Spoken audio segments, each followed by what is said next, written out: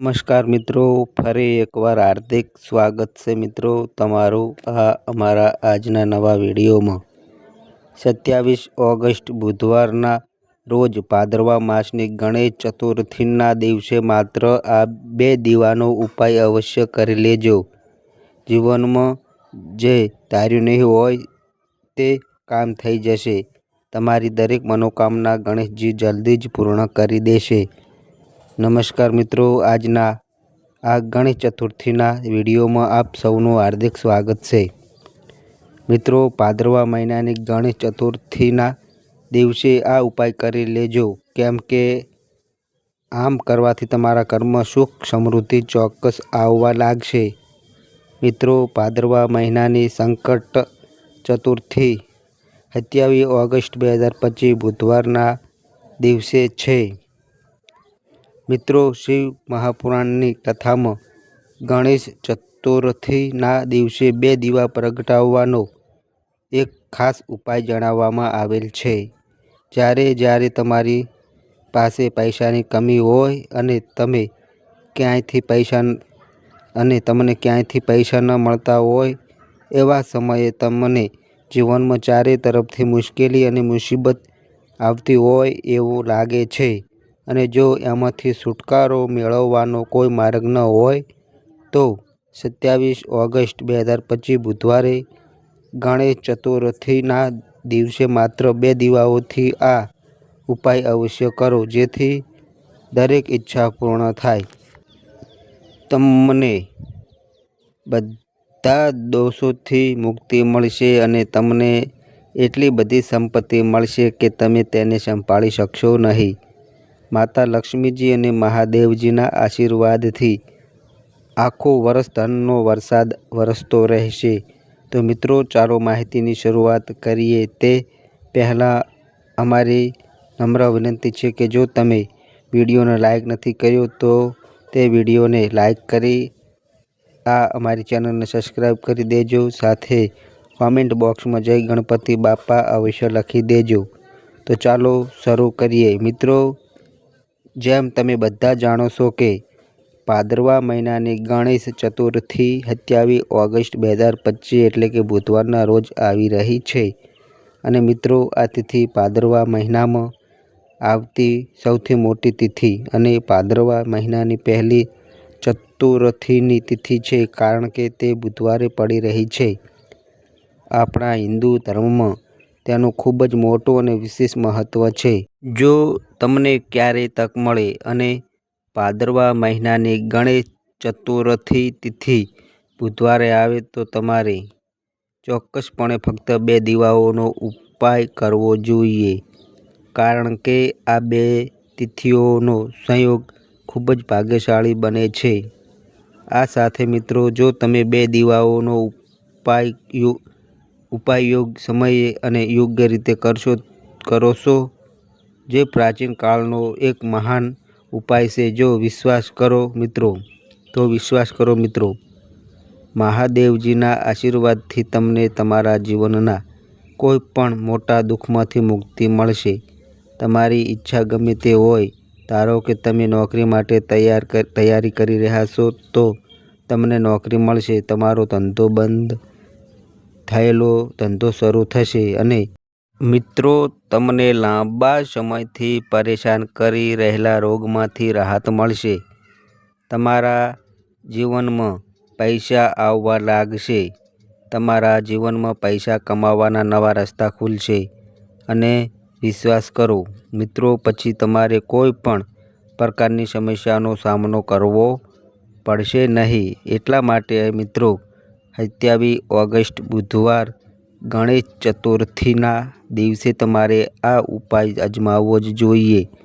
ભલે તમે આખું વર્ષ આ ઉપાય ન કરો, પરંતુ જો તમે આ ભાદરવા મહિનામાં આવતા ગણેશ ચતુર્થીના દિવસે આ ઉપાય કરશો તો તમને આ ઉપાય કરવાનું ચોક્કસ પરિણામ મળશે, જેની તમે ક્યારેય કલ્પના પણ નહીં કરી હોય। એટલા માટે તમારે આ દીવાવાળો ઉપાય એકવાર અજમાવવો જોઈએ, જેથી આ તક તમારા હાથમાંથી સરકી ન જાય અને તમને આ ઉપાય કરવાનો ફાયદો મળી શકે।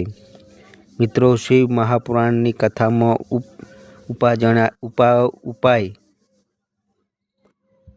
જણાવ્યો છે. આજે અમે તમને આ ઉપાય ખૂબ જ સારી રીતે સમજાવવા જઈ રહ્યા છીએ. આ વિડીયો જોયા પછી તમારે બીજા અન્ય વિડીયો જોવાની જરૂર નહીં પડે.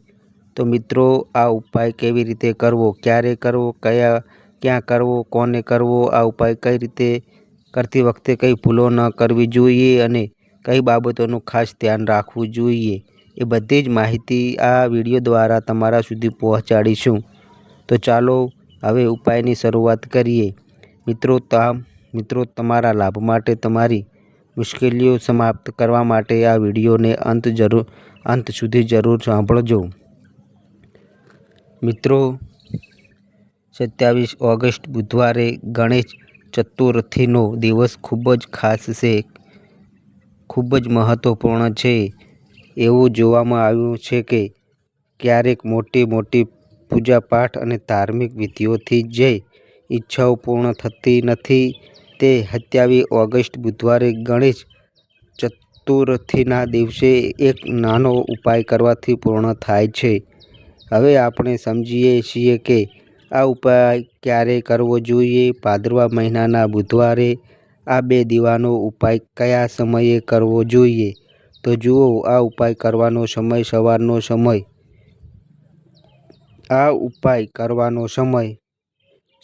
સમય છે અને સાંજનો પણ. હવે જુઓ, અહીં આપણે મુખ્યત્વે સવારના સમય વિશે વાત નહીં કરશું, કારણ કે 27 ઓગસ્ટ બુધવારે ગણેશ ચતુર્થીનો દિવસ છે અને આ દિવસે પ્રદોષકાળનો સમય ખૂબ જ મહત્વપૂર્ણ છે. જો તમે સવારે પણ કરો તો સારું રહેશે, એમાં કોઈ વાંધો નથી. તો ચાલો જાણીએ આ ખાસ ઉપાય વિશે. હવે આપણા પહેલા ઉપાય વિશે વાત કરીએ. તમારા જીવનમાં નાણાકીય સમસ્યાઓ ખૂબ જ વધી રહી છે કે કેમ? જો જીવનમાં પૈસાની સમસ્યાઓ રહે છે, જો તમે 1 રૂપિયો કમાવા માટે ખૂબ જ મહેનત કરી રહ્યા છો, તો આજે રાત્રે સૂતા પહેલાં તમારે ચમત્કારિક દીવાનો ઉપાય અજમાવવો જ જોઈએ. અથવા જો તમારે વેપાર, ધંધો, દુકાન સારી રીતે ચાલી રહી નથી, તો તમારે આજે રાત્રે આ ખાસ લેમ્પ સોલ્યુશન અજમાવવું જોઈએ. જુઓ મિત્રો, દીવો આપણા ઘરમાંથી બધી નકારાત્મક ઉર્જા દૂર કરે છે. તમને વર્ષમાં ફક્ત એક જ વાર આ ઉપાય કરવાનો મોકો મળે છે. આ ઉપાય માટે તમારે તુલસીજીનું સૂકું લાકડું લેવું પડશે.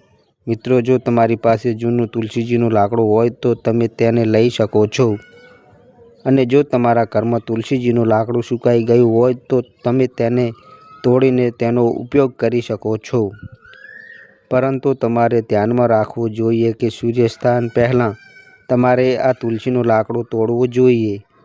તો આ ઉપાય માટે સૌપ્રથમ તમારે માટીનો દીવો લેવો પડશે. જો તમે ઈચ્છો તો તમે લોટથી બનેલો દીવો પણ લઈ શકો છો, કારણ કે લોટથી બનેલો દીવો બધા દીવાઓમાં શ્રેષ્ઠ માનવામાં આવે છે. આ દીવામાં તમારે શુદ્ધ ઘીનો ઉપયોગ કરવો પડશે અને તમારે દીવાની અંદર લીધેલું તુલસીનું લાકડું પણ મૂકવું પડશે. પણ આ તુલસીનું લાકડું તમારે તેની ચારે બાજુ મૂકી ઘી સરસ રીતે લગાવવું પડશે. જો તમે તુલસીના લાકડાનો ઉપાય વાપરો અને તે ખૂબ જ ઝડપથી બળી જાય, તો આ માટે તમારે એક કામ કરવું પડશે. તમારે થોડુંક કપાસ લેવું પડશે અને તમે લીધેલા તુલસીના લાકડાની આસપાસ યોગ્ય રીતે લપેટી લેવું પડશે. એટલે કે તુલસીના લાકડા પર લપેટી લેવું પડશે. તુલસીના લાકડા પર કપાસ લપેટ્યા પછી તમારે તેને સંપૂર્ણ ઘીમાં બોળવું પડશે. હવે તમારે તેનો ઉપયોગ વાટ તરીકે કરવાનો છે. હવે મિત્રો, તમારે આ દીવો ક્યાં પ્રગટાવવો પડશે? તો તમારે આ દીવો ભગવાન વિષ્ણુની સામે પ્રગટાવવો પડશે, અથવા તમારે ભગવાન શ્રી રામની સામે અથવા ભગવાન કૃષ્ણની સામે પ્રગટાવવો પડશે. એટલે કે તમે ભગવાન વિષ્ણુના કોઈ પણ અવતારની સામે આ દીવો પ્રગટાવી શકો છો, અથવા તમે માતા તુલસીજીની સામે પણ આ દીવો પ્રગટાવી શકો છો. પૂજ્ય ગુરુજીએ કહ્યું છે કે જે કોઈ તુલસીની લાકડીનો ઉપયોગ કરીને આ રીતે દીવો અર્પણ કરે છે તેને જીવનમાં ક્યારેય પૈસાની સમસ્યાઓનો સામનો કરવો પડશે નહીં. એટલા માટે તમે આ તક આખા વર્ષમાં ફક્ત એક જ વાર મળે છે. આ ઉપાય અજમાવી તમારી બધી ઈચ્છાઓ ચોક્કસ પૂર્ણ થશે. આ ઉપાય એ છે કે રાત્રે સૂતા પહેલાં કરવાનો છે. અમે તમને જણાવીશું કે તમારે તુલસીના વાસણમાં કઈ વસ્તુ મૂકવી છે. આ ઉપાય અપનાવવાથી તમે તમારા જીવનમાં ખૂબ જ ધનવાન બનશો. તમને એટલી બધી સંપત્તિ મળશે કે તમારી સંપત્તિમાં ક્યારેય કોઈ કમી રહેશે નહીં. તમારા જીવનમાં પૈસાનો બગાડ સંપૂર્ણ બંધ થઈ જશે. તો આ પહેલો ઉપાય છે. તો મિત્રો ચાલો હવે બીજા ઉપાય વિશે વાત કરીએ. જુઓ, ભાદરવા મહિનાના દિવસોમાં ખાસ કરીને ભગવાન શિવ, માતા પાર્વતી અને ભગવાન વિષ્ણુની પૂજા કરવામાં આવે છે. હવે ગણેશ ચતુર્થીનો દિવસ પણ આવી ગયો છે. તો સમજો કે તમારા જીવનમાં પૈસા આવે છે, ખુશીઓ આવે છે, ધન સંપત્તિ વધે છે અને સાથે જ ભગવાન શિવ તમારા જીવનની બધી મુશ્કેલીઓ દૂર કરશે. તો ચાલો પહેલાં એ ઉપાય વિશે વાત કરીએ જે તમારે ખાસ કરીને બુધવારે કરવાનો છે. અને આ ઉપાય કરવાથી જો તમારી કોઈ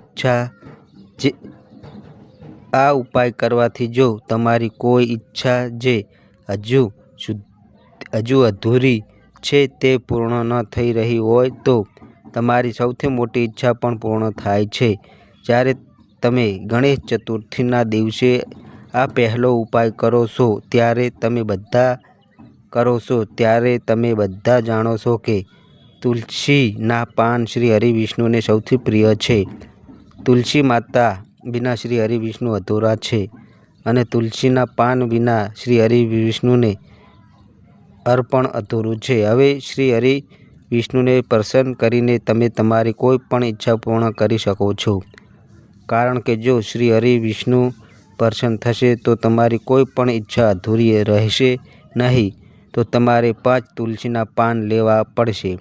હવે તમે જે 5 તુલસીના પાન લીધા છે તમારે આ 5 તુલસીના પાન શ્રી હરિવિષ્ણુને અર્પણ કરવા પડશે. તમારા પોતાના ઘરના મંદિરમાં તમારે આ કરવું પડશે. જો તમારા ઘરમાં શ્રી હરિવિષ્ણુની કોઈ મૂર્તિ હોય તો ત્યાં આ 5 તુલસીના પાન મૂકો અને દેશી ઘીનો ગોળ વાટનો દીવો પ્રગટાવો અને ઓમ નમો ભગવતે વાસુદેવાય નમઃ મંત્રનો 11 વાર જાપ કરો અને પછી તમારી ઈચ્છા શ્રી હરિવિષ્ણુને કહો. તમારી ઈચ્છા જે પણ છે તમારા જીવનમાં તમને જે જોઈએ છે.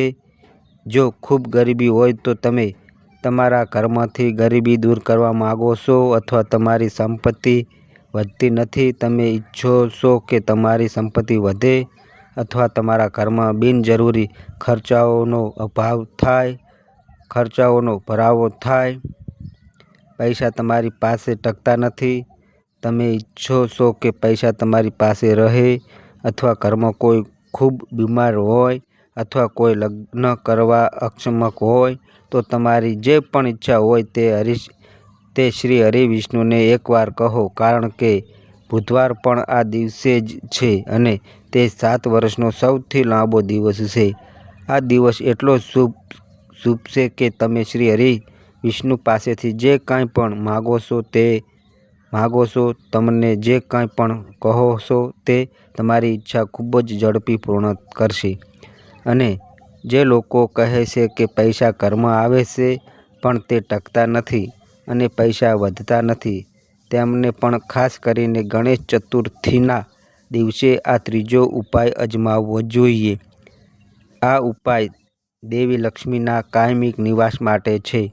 તમારા ઘરમાં એવા પૈસા આવશે જે ફક્ત તમારા ઘરમાં જ રહેશે, તમારા ઘરમાંથી દૂર જશે નહીં. અને ખાસ કરીને જરૂરી ખર્ચાઓમાં ખર્ચા છે. જરૂરી ખર્ચમાં ખર્ચા છે. એવું છે કે પૈસા ઘરમાં આવે છે પણ ખૂબ ઝડપથી જતા રહે છે અથવા નકામા ખર્ચમાં ખર્ચાઈ જાય છે. તો જે લોકોના ઘરના પૈસાનો બગાડ થઈ રહ્યો છે તેમને ખાસ કરીને આ ચોથો ઉપાય અપનાવવો જોઈએ. અથવા એવા લોકો જેમને પૈસા મળવાનું બિલકુલ બંધ થઈ ગયું છે તેમને આ ખાસ ચોથો ઉકેલ પણ કરવાનો છે. તો જુઓ, તમારે ફરીથી શું લેવાની જરૂર છે. તમારે ભગવાન હરિવિષ્ણુ સાથે સંકળાયેલી હળદર પીસવી પડશે. તમારે હળદરનો પાવડર લઈ તેમાં થોડુંક પાણી ઉમેરીને જાડી પેસ્ટ બનાવવાની છે. આ હળદરથી તમારે તમારા ઘરમાં સ્વાસ્તિક બનાવવાનું છે. તમારી તિજોરીમાં પૈસા રાખવા માટે તમારે કેટલા સ્વાસ્તિક બનાવી શકો છો? તમારી તિજોરીમાં પૈસા રાખવા માટે તમારે કેટલા સ્વાસ્તિક બનાવી શકો છો? તમે તેને બોક્સ અથવા કબાટમાં રાખી શકો છો. તમે તમારા પૈસા ગમે ત્યાં રાખી શકો છો. હળદરથી સ્વાસ્તિક બનાવો. તમે બીજું સ્વાસ્તિક ક્યાં બનાવવા માગો છો? તમારા ઘરના મંદિરમાં, અને તમારે તમારા ઘરના મુખ્ય દરવાજાની બહાર હળદરથી વધુ 2 સ્વાસ્તિક બનાવવાના છે. તમારે હળદરથી 4 સ્વાસ્તિક બનાવવાના છે. મુખ્ય દરવાજા પર બહારની તરફ 2 સ્વાસ્તિક છે. એક તિજોરી પર છે અને એક તમારા ઘરના મંદિરમાં છે. જો તમે ગણેશ ચતુર્થીના દિવસે આ ઉપાય કરશો તો તમે જોશો કે તમારી તિજોરી પૈસાથી ભરેલી રહેશે. પૈસાનો ખજાનો ક્યારેય પૈસાથી ખાલી નહીં થાય, કારણ કે જ્યાં હળદરનું સ્વાસ્તિક હોય છે ત્યાં ક્યારેય પૈસાની કમી હોતી નથી. ધનની દેવી લક્ષ્મી હંમેશા ત્યાં રહે છે, કારણ કે હળદર શેની સાથે સંકળાયેલી છે? શ્રી હરિવિષ્ણુ અને માતા લક્ષ્મી સાથે. જ્યાં શ્રી હરિવિષ્ણુ નિવાસ કરે છે ત્યાં લક્ષ્મીજી પણ રહે છે. હવે આપણે એ વાત કરીએ કે જો તમે તમારા ઘરના મંદિરમાં સ્વાસ્તિક બનાવો છો તો તમારા ઘરમાંથી સકારાત્મક ઉર્જા આખા ઘરમાં ફેલાય છે. તેથી તમારા ઘરમાં સકારાત્મક ઉર્જા વધે છે. જ્યારે તમે તમારા ઘરના મંદિરમાં હળદરનું સ્વાસ્તિક બનાવો છો, બરાબર, ખરાબ શક્તિઓ અને નકારાત્મક ઉર્જા જેવી વસ્તુઓ તમારા ઘરમાંથી બિલકુલ રહેતી નથી. મુખ્ય દરવાજો એટલો સારો છે કે માં લક્ષ્મીની પહેલી નજર તમારા મુખ્ય દરવાજા પર પડે છે. અને જો તમે મુખ્ય દરવાજા પર હળદરનું સ્વાસ્તિક બનાવો છો તો દેવી લક્ષ્મી તેને જોઈને પ્રસન્ન થાય છે, કારણ કે તે શ્રી હરિવિષ્ણુ સાથે સંબંધિત છે. અને જ્યાં પણ કોઈ વ્યક્તિ પોતાના ઘરના મુખ્ય પ્રવેશદ્વાર પર હળદરનું સ્વાસ્તિક બનાવે છે તેને આ રીતે સમજો. દેવી લક્ષ્મી હંમેશા તેમના ઘરમાં રહે છે અને આવા ઘરને ફરી ક્યારેય છોડતી નથી. તમારા ઘરમાં કાયમિક દેવી લક્ષ્મીનો વાસ રહે છે. ગણેશ ચતુર્થીના દિવસે હળદર સ્વાસ્તિકનો ઉપાય ખૂબ જ સારો છે. આ દિવસે માતા ગાયને લીલું ઘાસ ખવડાવવાનો પણ પ્રયાસ કરો. તો ચાલો હવે આપણે ચોથા ઉપાય વિશે વાત કરીએ. તો જુઓ, અમે તમને પહેલેથી જ કહ્યું છે કે શ્રી હરિવિષ્ણુની પૂજા અને તેમનો પ્રસાદ એટલે કે તુલસી મૈયા વિના અધૂરો છે. અને તુલસી મૈયા શ્રી હરિવિષ્ણુ વિના અધૂરા છે.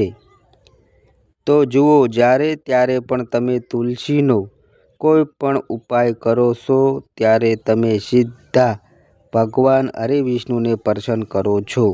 હવે કોને કેટલા પૈસા આપવા જોઈએ તે આપણા હાથમાં છે. ધન આવવાનું કાર્ય માતા અને તુલસીનું સ્વરૂપ દેવી લક્ષ્મી દ્વારા કરવામાં આવે છે.